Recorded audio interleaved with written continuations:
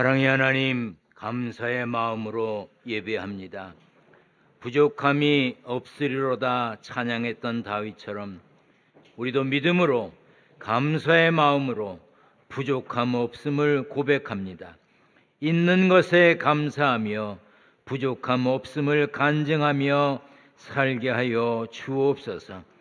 오순절에 모여 기도하던 이들에게 임하셨던 성령께서 오늘 이 예배에 이 자리에 함께 하심을 믿습니다. 어지럽고 혼란스러운 이 세대에 하나님의 영으로 충만케 원합니다. 성령 충만하여 가슴 뜨거움으로 설레임으로 기쁨과 감사로 하나님의 뜻 이루며 살게 하여 주옵소서. 소금되고 빛된 삶에 승리하기를 구합니다. 이 멋진 주일에 함께 있지 못한 이들이 있습니다. 객지, 외국, 군대, 병상에 있는 이들, 선교지와 선교사, 지교회와 협력교회 성도들, 같은 시간에 유아부, 아동부, 중고등부, 청년들, 농학교회 성도들 모이는 모임마다 예배마다 성령 충만한 시간 되게 하여 주옵소서. 말씀 전하는 종에게 성령으로 함께 하셔서 능력의 말씀, 치료와 회복의 말씀 전하게 하여 주옵소서. 예수님의 이름으로 기도하옵나이다. 아멘. 할렐루야. 평안하십니까? 이 시간에도 가나실에 계신 분들이 많이 계시고 유아부, 아동부, 중고등부, 또 오후에는 청년부, 부흥관 4층에서는 농학교회 성도들이 모여 예배드립니다.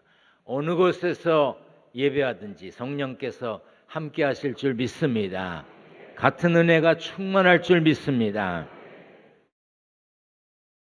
혹시 화를 잘 내시나요? 화 잘 내세요? 저는 아주 화가 나면 얼굴이 하얘집니다. 그래서 나보고 무서운 사람이라 그래요. 그리고 점체로 화를 잘 안 냅니다. 속에 담고 있어도 화를 잘 안 내요. 그런데요, 이렇게 화를 안 내야 오래 산다네. 예. 연구에 따르면 잘 참는 사람, 인내심이 강한 사람이 오래 산답니다. 인간의 염색체에는 텔로미어라고 불리는 부분이 있는데 이 텔로미어가 짧아지면 노화와 관련된 질병이 아주 증가되고 심화된답니다. 조바심이 많은 사람, 화를 잘 내는 사람은 이 불규칙한 행동과 여러 가지 감정 상태로 이 텔로미어가 손상되기 쉽답니다. 잘 참아서 오래 사시길 바랍니다. 또 성령의 열매 중에 오래 참고가 있어요. 잘 참고 건강도 관리하고 또 성령의 열매도 맺어야 합니다. 오늘은 부활 주일부터 50일이 되는 날인데 이날은 마가의 다락방에서 기도하던 사람들에게 성령이 임했던 날입니다. 그래서 성령 강림절, 성령 강림 주일이라고 합니다. 강단 위에 십자가도 불같이 임했던 성령을 상징해서 빨갛게 했습니다. 오늘 성령 충만한 은혜의 날이 되시기를 축원합니다. 가슴 뜨거움이 있기를 축원합니다. 우리 성경을 높이 들고 고백합니다. 저는 예수 믿어 구원받았습니다. 저는 예수 믿어 하나님 자녀 되었습니다. 저는 예수 믿어 천국 백성 되었습니다. 하나님께서 선물로 주신 오늘 하나님 말씀으로 가르침을 받습니다. 눈을 열어 주의 법 안에 있는 놀라운 진리를 보고 깨닫게 하소서. 아멘으로 순종하여 하나님께 영광 돌리는 삶 되게 하소서. 아멘. 그런 삶이 되시기를 축원합니다. 구약 사무엘상 4장에 보면 이스라엘과 블레셋이 전쟁을 한 이야기가 나옵니다. 그 전쟁 결과 이스라엘이 지고 블레셋이 이겼습니다. 자기 진영으로 돌아온 이스라엘의 장로들은 왜 자기들이 블레셋과의 싸움에서 졌을까? 원인을 파악하고 결론을 내렸습니다. 여호와의 언약궤를 실로에서 우리에게로 가져다가 우리 중에 있게 하여 그것으로 우리 원수들의 손에서 구원하게 하자 했습니다. 이스라엘은 블레셋과의 전쟁에서 패한 원인을 언약궤가 전쟁터에 없었기 때문이라고 결론 내렸습니다. 그래서 다음 전투를 위해서 실로에 있던 언약궤를 가지고 왔습니다. 언약궤는 하나님의 임재를 상징하는 상자인데 십계명 언약의 돌판을 보관했기 때문에 언약궤라고 불렀습니다. 그 언약궤는 재료와 크기, 만드는 방법 모두를 하나님이 알려주신 대로 만들었습니다. 이스라엘은 하나님의 임재를 상징하는 언약궤가 함께 있어야 하나님이 함께 하셔서 전쟁에도 이길 수 있다고 생각했습니다. 그러나 다윗의 생각은 달랐습니다. 하나님은 언약궤에 갇혀 계신 분이 아니라고 믿었습니다. 어디에나 계신다고 믿었습니다. 다윗이 골리앗과 싸울 때 다윗에게 언약궤가 없었습니다. 다윗은 만군의 여호와의 이름으로 나아가 전쟁에서 이겼지 언약궤를 들고 갔기 때문에 이기지 않았습니다. 다윗은 언약궤가 없더라도 여호와의 이름으로 나아가면 하나님이 함께 하심을 믿었습니다. 다윗에게 하나님은 언약궤에 갇혀 계신 하나님, 언약궤에 매여 계신 하나님이 아니었습니다. 사망의 음침한 골짜기로 다닌다 할지라도 함께 계신 하나님을 믿었습니다. 여러분들도 언제 어디나 동행하시는 하나님을 믿으시길 바랍니다. 그리고 이스라엘 백성들은 하나님을 만나기 위해 특정한 시간에 특정한 장소에서 특정한 사람의 집례로 제사를 드려야 한다고 생각했습니다. 사무엘상 13장에 보면 사울 왕이 블레셋과의 전쟁을 앞두고 하나님께 제사를 드리려고 했습니다. 그런데 제사를 드려야 하는 선지자 사무엘이 오질 않는 거예요. 사무엘이 예상보다 시간이 많이 늦었습니다. 아무리 기다려도 안 오니까 사울 왕은 자기가 왕이니까 자기 마음대로 할 수 있다고 생각해서 제사를 자기가 드렸습니다. 하나님의 사람이 할 일이 있고 왕이 할 일이 있는데 자기가 왕이니까 하나님의 사람이 해야 되는 일을 자기가 해도 괜찮을 거라고 생각했는지 해치웠습니다. 여러분, 내가 해서는 안 될 일이라면 하면 안 됩니다. 신앙생활하는 사람은 특히 하나님의 영역에 있는 것에 함부로 침범하면 안 됩니다. 저는 목회하면서 아주 자주 그런 생각을 합니다.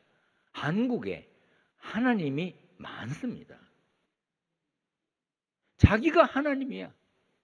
자기가 판단하고 얘는 이래서 틀렸고 쟤는 저래서 틀렸고 얘는 이래서 잘라야 되고 쟤는 저래서 잘라야 됩니다. 자기가 하나님이야? 그런 사람 많아.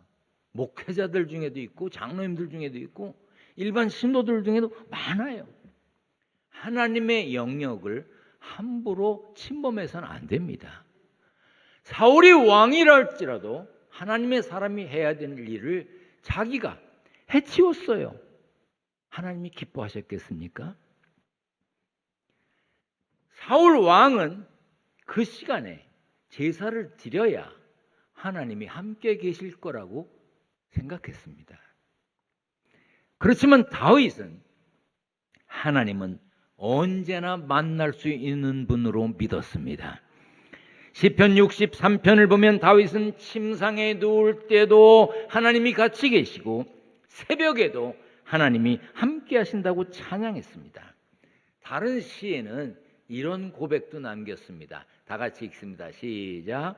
내가 주의 영을 떠나 어디로 가며 주의 앞에서 어디로 피하리까? 내가 하늘에 올라갈지라도 거기 계시며 수월에 내 자리를 펼지라도 거기 계시니이다.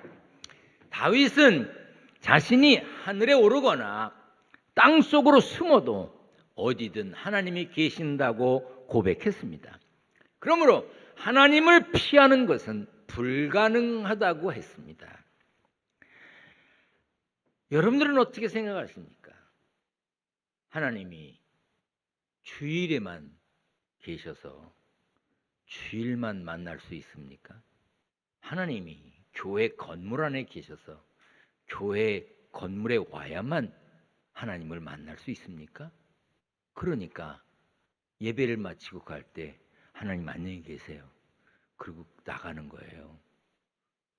하나님과 아무 상관없이 한 주일을 살다가 주일 아침에 교회 와서 헬로, 굿모닝, 안녕하셨습니까? 그리고 와서 예배 드리는 거예요. 오늘 본문을 다시 한번 읽겠습니다.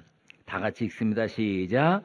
나를 주 앞에서 쫓아내지 마시며 주의 성령을 내게서 거두지 마소서.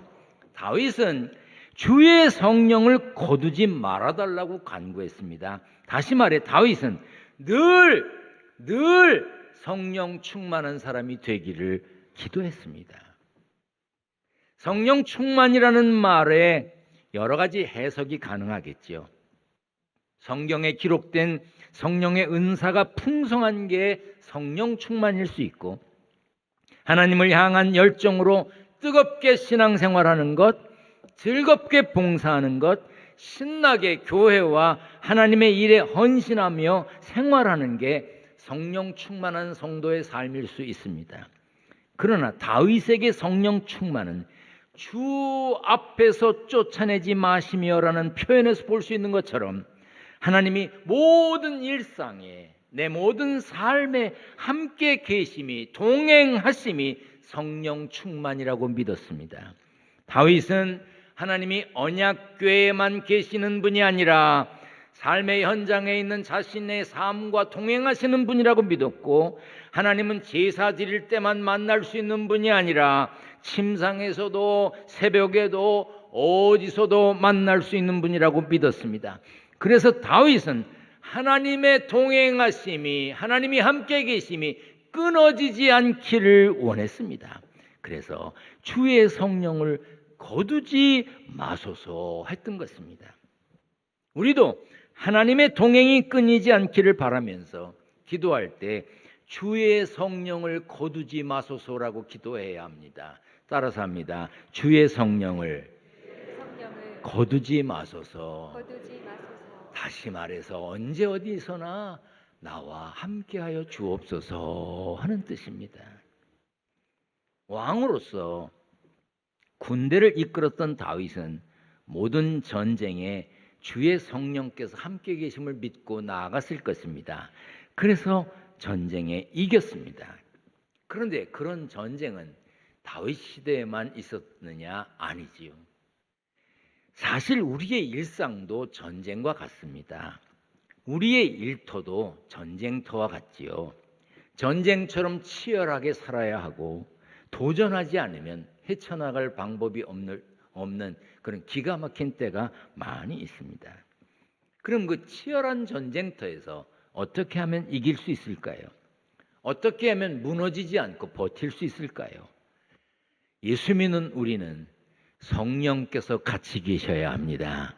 하나님이 함께 계셔 주셔야 이길 수 있습니다. 그래서 성령 충만해야 하는 것입니다.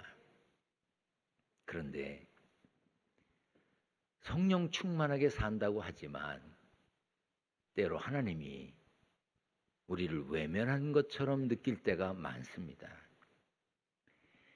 시편에 보면 공통적으로 노래했던 내용들이 있는데 그 중에 42편에 고라 자손들이 이렇게 노래했습니다. 사람들이 종일 내게 하는 말이 네 하나님이 어디 있느냐 하오니 내 눈물이 주야로 내 음식이 되었도다.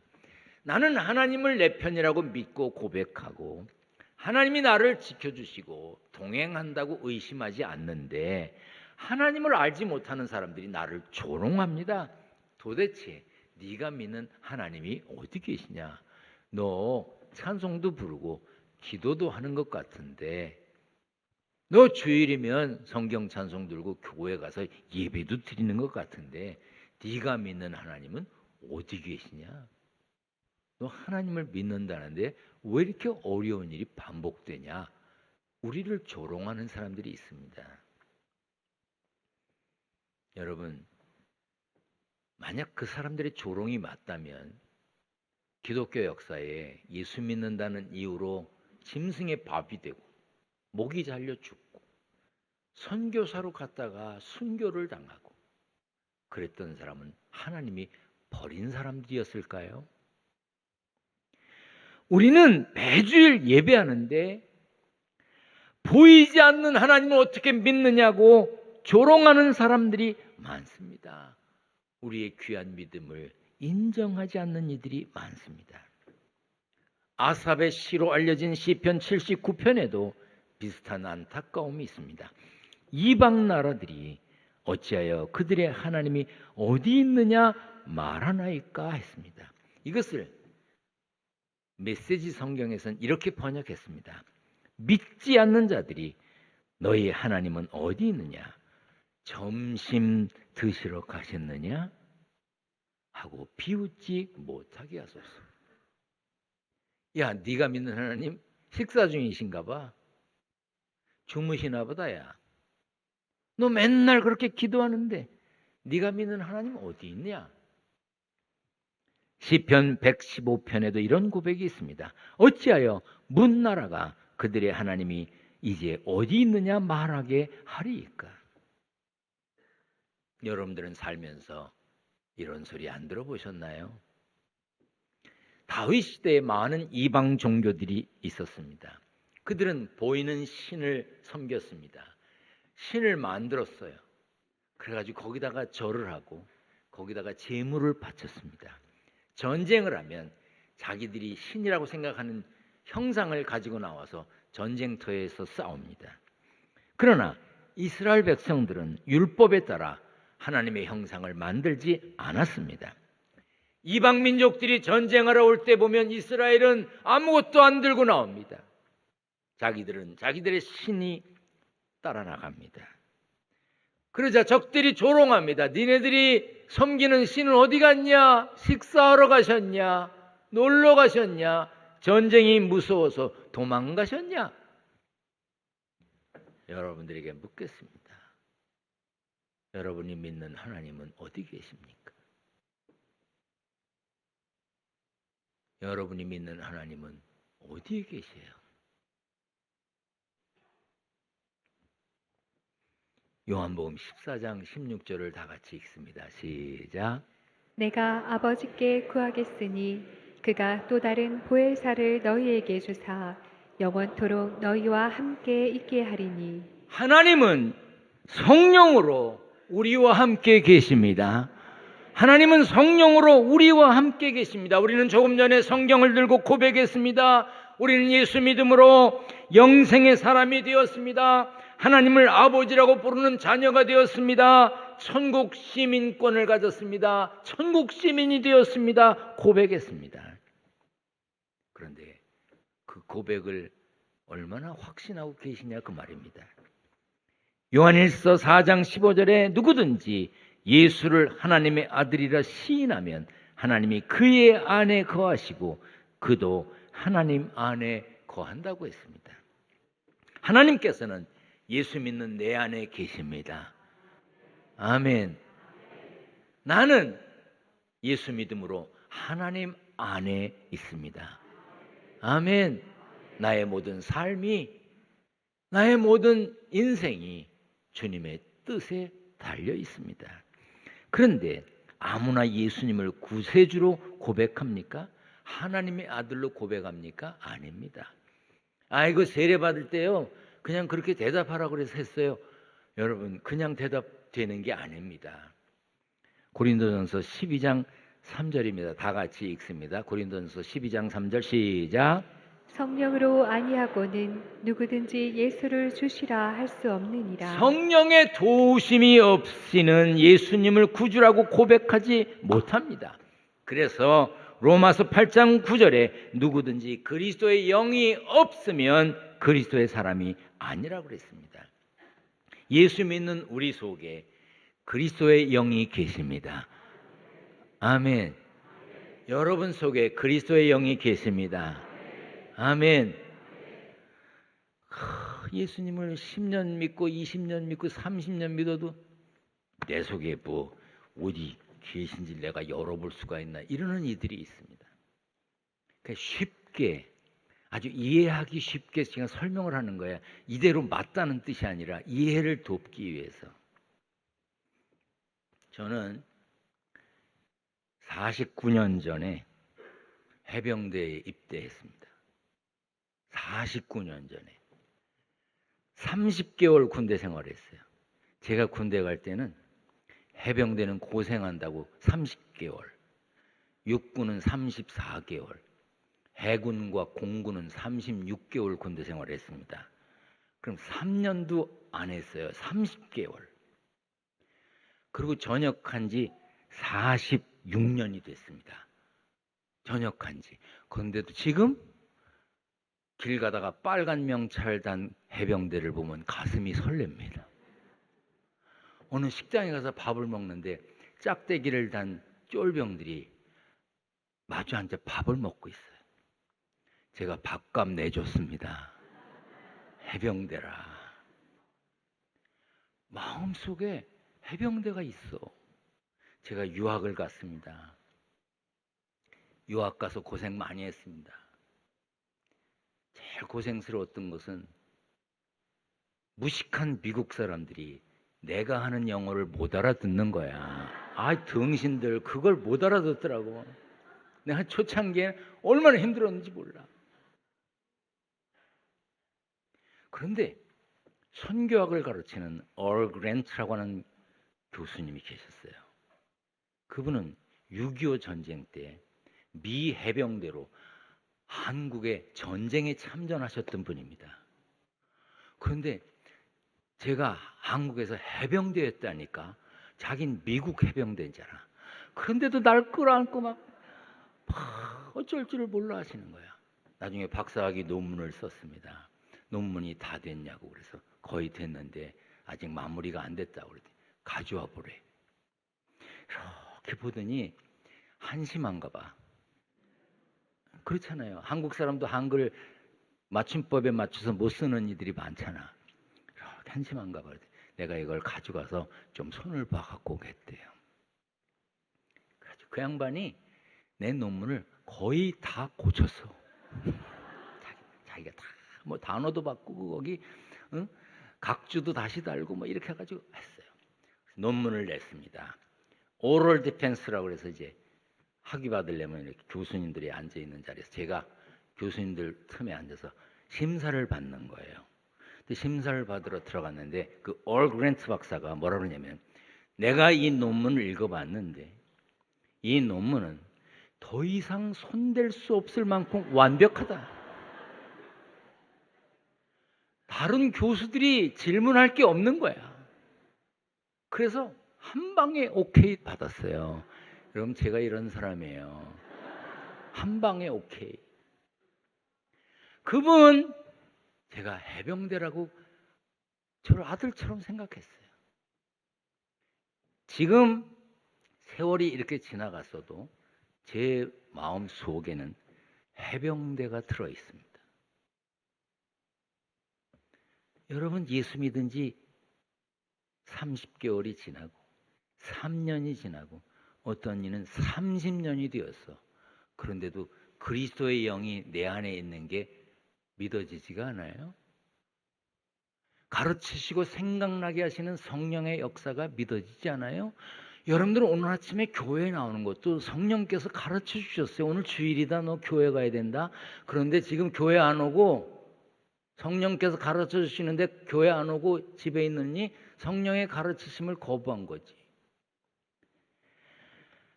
여러분에게 그리스도의 영이 있는 거, 내가 하나님의 사람인 걸 모른다? 그러면 스스로 부정하거나 버림받은 사람이에요. 자, 고린도후서 13장 5절 같이 읽습니다. 시작. 너희는 믿음 안에 있는가? 너희 자신을 시험하고 너희 자신을 확증하라. 예수 그리스도께서 너희 안에 계신 줄을 너희가 스스로 알지 못하느냐? 그렇지 않으면 너희는 버림받은 자니라. 우리는 그리스도께서 성령으로 함께 계심을 믿습니다. 여러분과 저는 그리스도의 사람입니다.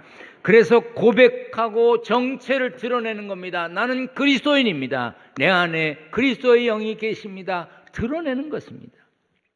어떻게 주님이 나와 함께 계시는지 어떻게 할 수 있느냐? 상세하게 자세하게 쉽게 설명할 수는 없는 일이지만 성령께서 내 안에 계신 것을 어떻게 할 수 있느냐?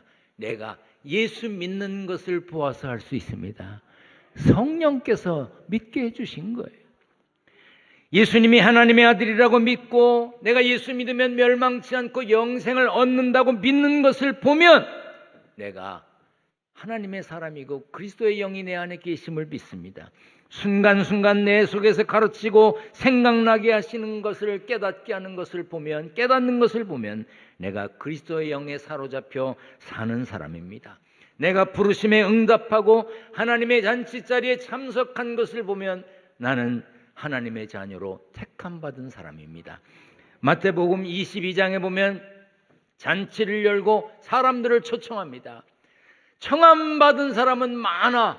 그런데 잔치자리에 참석한 사람은 적어. 거기 뭐라 그랬죠? 청함받은 사람은 많대 택함받은 사람이 적다고 했어. 여러분은 택함받은 사람인 걸 믿으시길 바랍니다. 우리는 구원받은 하나님의 백성입니다. 그러므로 우리는 성령 충만해야 합니다. 하나님은 지금도 오늘도 우리와 함께 계십니다.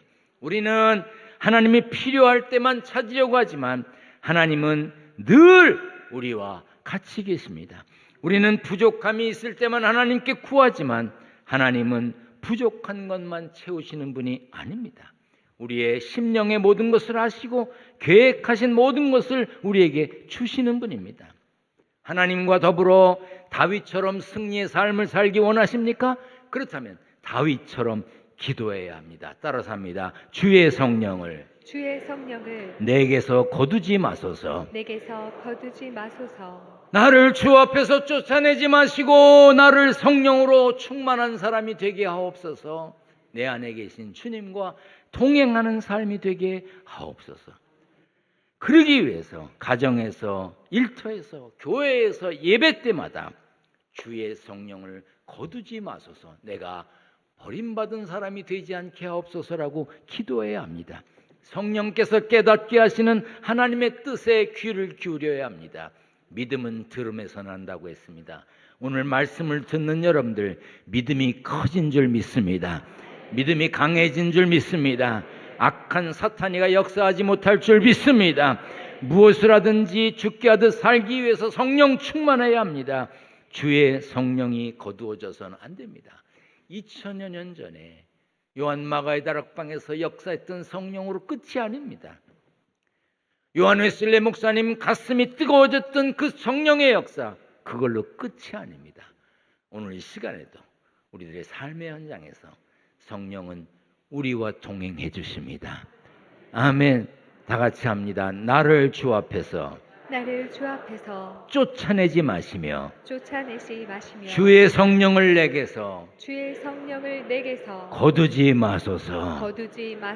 다윗의 고백을 내 고백으로 삼아서 어디를 가든지 성령 충만함을 드러내는 성도, 가르치시고 생각나게 하시는 성령의 인도함을 받아 사는 복된 삶의 주인공이 되시기를 축원합니다. 축원합니다. 전능하신 하나님 감사합니다. 우리를 주 앞에서 쫓아내지 마시며 주의 성령을 우리에게서 거두지 마옵소서. 다윗의 고백처럼 우리들의 믿음 안에서 살고 성령의 인도하심을 따라 사는 하늘 백성으로 범사에 승리하며 살게 하여 주옵소서. 세상에서 일하여 얻은 소득을 구별하여 하나님께 드립니다. 11조, 감사헌금, 건축헌금, 선교헌금, 일천번제물 여러 가지 제목을 기도 제목과 함께 적어서 예물 드립니다. 성도들의 정성을 받으시고 저들의 가정과 일터를 축복하여 주옵소서. 물질 때문에 죄와 타협하지 않게 하시고 양식 때문에 눈물 흘리는 성도들 없도록 지켜 주옵소서. 예수님의 이름으로 기도하옵나이다. 아멘.